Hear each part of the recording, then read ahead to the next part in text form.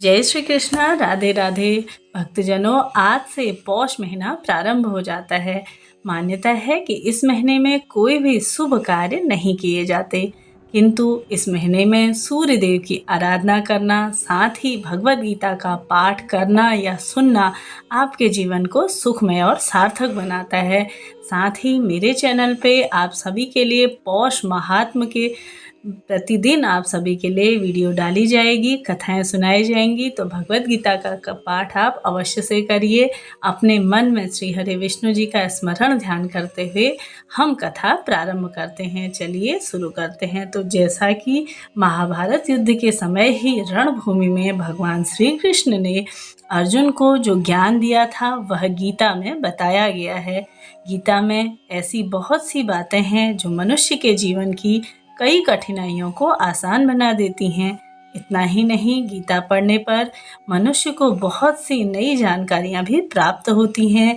साथ ही हर अध्याय में नियमित पाठ का अपना लाभ और महत्व है। भगवान शिव ने देवी पार्वती को गीता के पहले अध्याय के पाठ का महत्व जो बताया है वही यहाँ पर आपके लिए मैं प्रस्तुत करूँगी।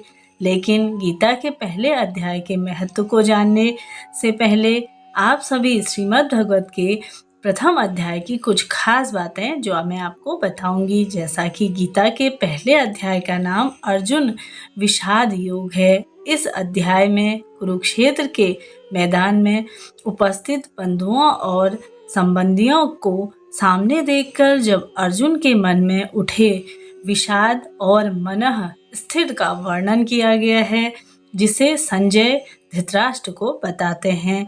तो जैसा कि एक समय पार्वती जी ने पूछा कि महादेव की जी किस ज्ञान के बल पर संसार के सब लोग आपको शिव कहकर पूछते हैं।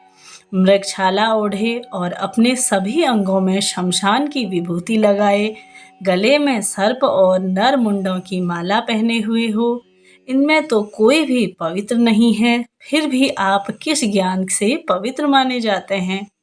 तब महादेव ने उत्तर दिया कि हे प्रिय, सुनो, मैं गीता ज्ञान को अपने हृदय में धारण करके करने से पवित्र माना जाता हूँ। इस ज्ञान से मुझे बाहर के कर्म व्यापते नहीं। तब पार्वती जी ने कहा कि हे भगवान, जिस गीता ज्ञान की आप ऐसी स्तुति करते हैं उससे श्रवण करने से कोई कृतार्थ भी हुआ है? तो महादेव ने उत्तर दिया कि इस ज्ञान को सुनकर बहुत से जीव कृतार्थ हुए हैं और आगे भी होते रहेंगे। मैं तुम्हें एक पुरातन कथा सुनाता हूँ, तुम उसे ध्यान से सुनो। एक समय पाताल लोक में शेषनाग की शैया पर श्री नारायण जी नैन मूंद कर आनंद में मग्न थे।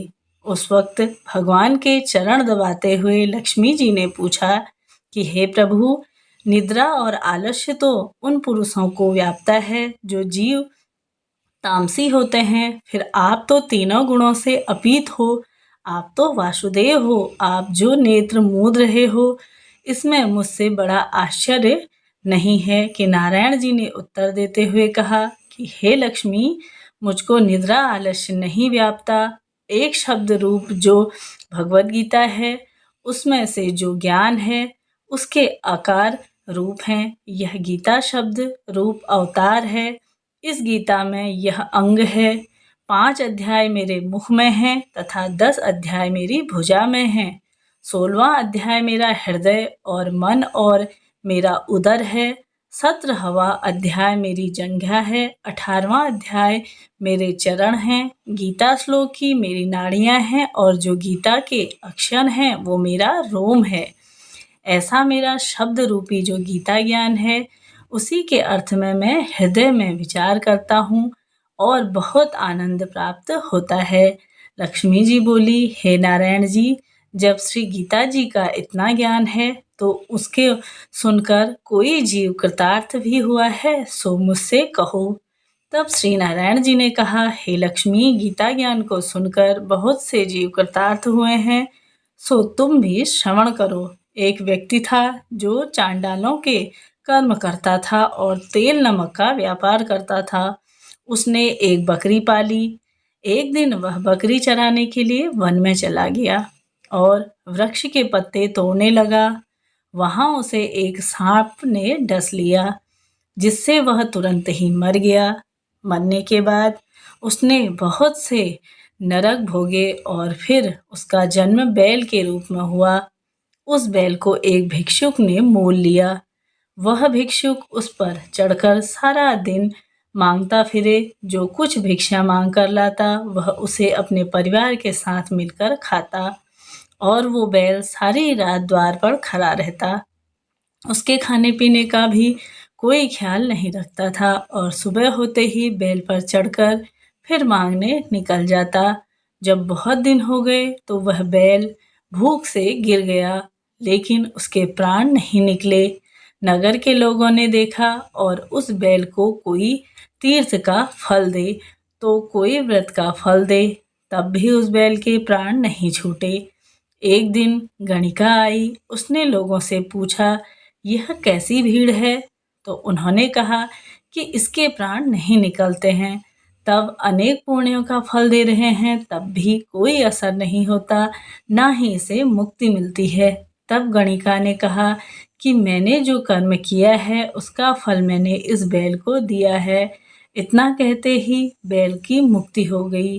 तब बैल ने एक ब्राह्मण के घर में जन्म लिया।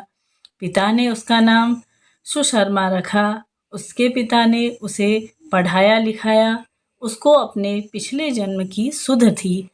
उससे एक दिन मन में विचार किया कि जिस गणिका ने मुझे बैल योनि से छुटकारा दिलाया था उसका दर्शन करूं।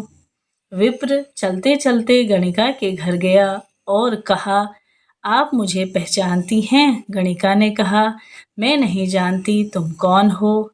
तब उसने कहा कि मैं वही बैल हूँ जिसको आपने अपने पौणे दिए थे।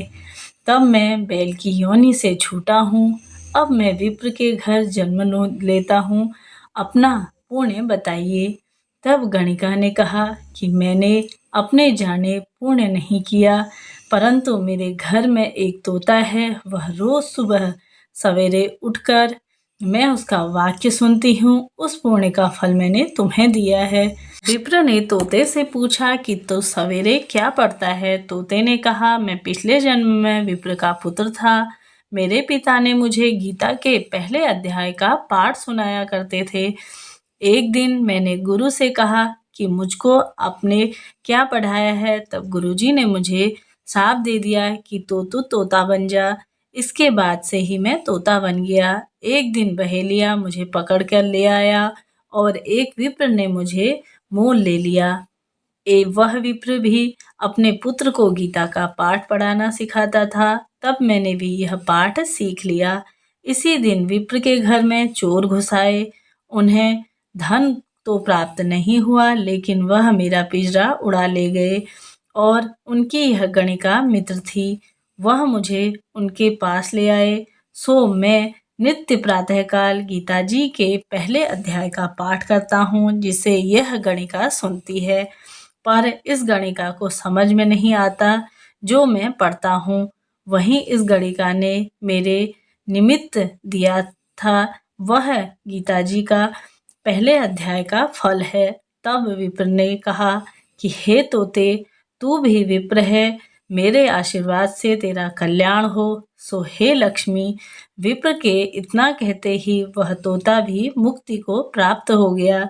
तब गणिका ने बुरे कर्म छोड़ भले कर्म ग्रहण किए और नित्य स्नान करके श्री गीता जी के प्रथम अध्याय का पाठ करता और साथ ही उसे भी मुक्ति मिल गई। तो ऐसा है गीता जी के प्रथम अध्याय का महत्व। प्रथम अध्याय यहाँ पे पूर्ण होता है। मिलते हैं दूसरे अध्याय में। तब तक के लिए जय श्री कृष्णा। हर हर महादेव।